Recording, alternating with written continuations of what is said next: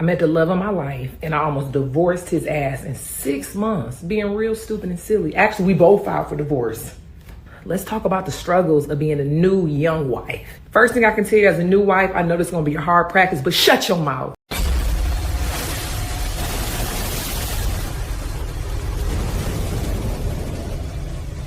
Welcome to Rollin' Ratchet. I'm your host that smokes the most. They call me New York Nizzy. Be sure to like, subscribe, comment, and share. So I think it's dope that Dwight Howard's wife is out here giving marriage advice, because some of you women need it. Because right now the divorce rate is 50%. And I think most marriages fail from lack of communication and Instagram. That's right, Instagram. Because Instagram has warped our perception of reality. And I'm going to start with the fellas, so y'all don't think I'm women bashing. But fellas, even when we on Instagram, especially if you go on the Explore page, stay off the Explore page. That Explore page is the devil. Because we be on there looking at all these bodies, flat stomachs, tight waists, fat asses, perky titties. And then we start looking at our girl like, hold on, why you don't look like that? Because you done gave her 2 or 3 kids. And keep it a buck. If a mother is trying to get back in shape, it's hard for her to lose that weight. Think about it. If she works a 9 to 5, gets off work, goes to pick up the kids from school, bring them home, got to go over their homework with them, got to feed them, bathe them, then put them to sleep. When she got time to work out to get the extra weight off? She don't. Now she tired. She going to bed. And when it comes to women going on Instagram, I think their perception gets warped because they see dudes taking these girls on these expensive shopping sprees and flying them on private jets. Next thing you know, she looking at you like, why you ain't buying me $15,000 bags? How come we ain't going on exotic vacations? Because he works at FedEx. So I think both men and women, I think our perception has really been warped by Instagram. Instagram is out here breaking up happy homes. And fellas, think about this, right? This is my last example to support this theory. Back in the day, if your girl was bad and a dude wanted to holler at her, he had to catch her outside. These days, a dude ain't even got to catch your girl outside to holler at her. Just jump in the DMs. And we all know if the right dude DM your girl, she going. You can't tell me if Chris Brown DM your girl to I want to take you to dinner, she ain't going. Yeah, she going. That's why I said Instagram is out here breaking up happy homes, and it's got our perception of reality twisted. But let's listen to Amy Luciani get his marriage advice, and we going to react to it. I met the love of my life and I almost divorced his ass in 6 months, being real stupid and silly. Actually, we both filed for divorce. Let's talk about the struggles of being a new young wife. First thing I can tell you as a new wife, I know this is going to be a hard practice, but shut your mouth. Boom, right there. Ladies, I hope y'all listening to what she's saying. Because I know a lot of y'all, I don't know if it's black women or if it's all women, but y'all love to have the last word. Sometimes the last word is not even worth it.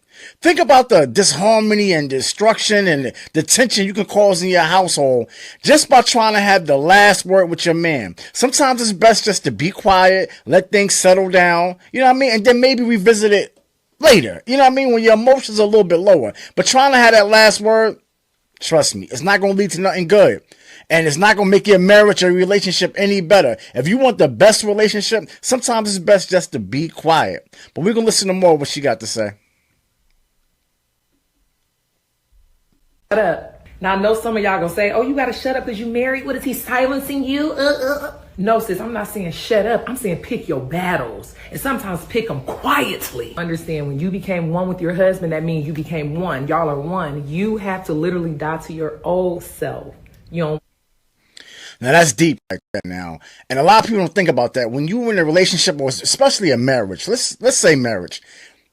You're entering a union, like 2 people are coming together to become one. So whatever you was doing in your unmarried life, you cannot be that same person and still expect to have a successful marriage. I just want y'all to know that. Want to do that yet? What does die to my old self mean? Because I'm very much still alive. Simply means adjustments. You got to make a lot of adjustments. Again, heavy on your one now. Know your spicy attitude isn't passion. It's a nasty attitude. That has to die for your husband. Confrontational spirits hidden by passion. You're not passionate, sis. You just got an attitude problem. Lose it. Quick gem. Successful top tier men, they just want peace. They don't want anything else. You can't do anything else for them besides. Think about that. She's saying top tier men, they just want peace, right? And I think regular men who work a 9 to 5, let's not even talk about the top 2 or 3%, you know what I mean, that make millions a year. Just think about regular dudes that work a 9 to 5. They want peace too. Let me tell you something, especially as a black man. As black men, we're fighting all day. From the moment we walk out of our house, we're fighting with the judicial system. We're fighting with the bosses at our job. We're fighting against other black men that don't even know us. You know what I mean? We're always in a fight as a black man. So when a black man come home, the last thing he wants to do is have another fight, especially with his woman. Just think about that. All we want is peace. Bring them peace. Mistake I made, me and my husband going through issues, telling my friends about it. Don't do it. Lying to yourself. I gotta stop right there too.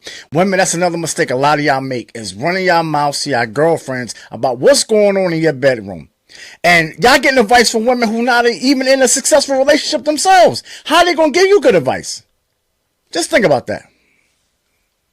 It's hard, okay? You spent your whole life talking, probably talking too much, getting the last word, being overly opinionated, being emotionally unstable.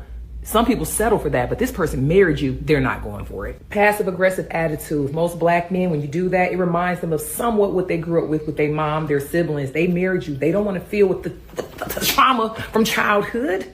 And I'm about to say something that's probably going to hurt y'all feelings. Black successful men do marry black women. But my girls, let's be for real. Let's talk about it. I already know, sis, life was not easy for us. And along the way, we formed a little neck roll that we can't get rid of. Because life was hard doesn't give you the right to be rude, a bitch, confrontational, nasty attitude, uncle. And that's a fact. She's saying no matter what you're going through, or no matter how much trauma you had in your past, you cannot take that out on your man.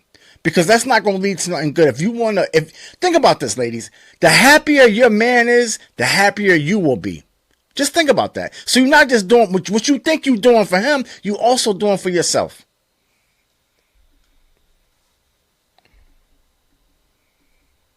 Cooperative, any of those things. Married now, sis, so you're joining with one. It should be a peaceful harmony, right? Which means you have to die to yourself with all the ugly things that do not create peace. Let's talk about the maybe I rule. If there's conflict going on in your marriage, in your home, silently to yourself, not out loud to your husband, ask yourself, maybe I am understanding this wrong. Maybe I am processing this wrong. Maybe I am being overly emotional. Maybe I am not listening. If you silently ask yourself the maybe I's and then go in a corner and process them before you respond, you'll see that. That's an important fact. She's saying before you crash out, go self-reflect. Ask yourself, did I handle this the right way? Did I speak the right words to your man or her man or your man? Self-reflection. Sometimes it's best before you just crash out. Pause for a minute and just think.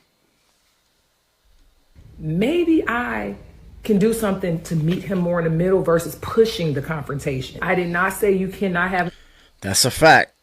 Because some women, that's what they want. Some women are just confrontational by nature, I believe. But that's just my opinion. But instead of pushing that confrontation, once again, you're not going to win. Even if you think you won and you have no harmony in your house and there's tension in your house, did you really win? And let me tell y'all this, y'all really gonna bug out about this, right? I got a homie who told me he used to come home from work sometimes, and this girl would just start an argument out of nowhere. He'd be thinking like, damn, I only been home 5 minutes. Like, what could I have done to cause this argument?